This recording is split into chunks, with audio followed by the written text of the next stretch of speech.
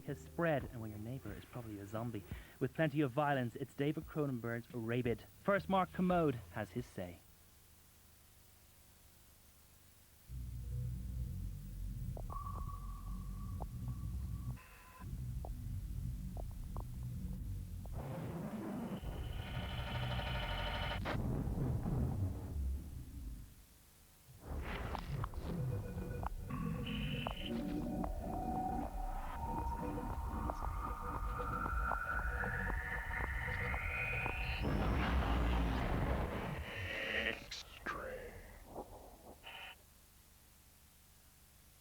I thought I was suitably nasty to everybody, says director David Cronenberg of tonight's instalment of extreme cinema, Rabid.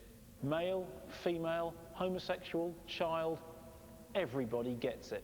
Certainly there's a strain of savage nihilism in this tale of a predatory woman whose bodily mutations have made her more than a match for any man. But there's also the usual Cronenbergian lust for transformation, the celebration of the bizarre convolutions of the flesh which have infected his work, from startling shorts like Stereo to controversial features like Videodrome and Crash, and through which he's attempted to redefine our attitudes towards our bodies and ourselves. Rabid began life as a treatment entitled Mosquito, which Cronenberg apparently envisaged as a biologically correct latter-day vampire pick. Although his first feature, Shivers, had officially outraged the Canadian Film Development Corporation, they'd been seduced by its financial success and were eventually persuaded to provide some surreptitious funding for a film which would expand upon his venereal themes of renegade sexuality and lethal eroticism.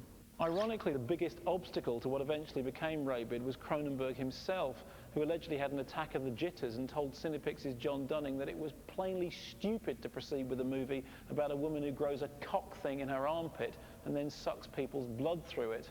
Luckily, Dunning disagreed. On the casting front, Cronenberg had a penchant for Sissy Spacek, who had impressed him hugely in Terrence Malick's Badlands.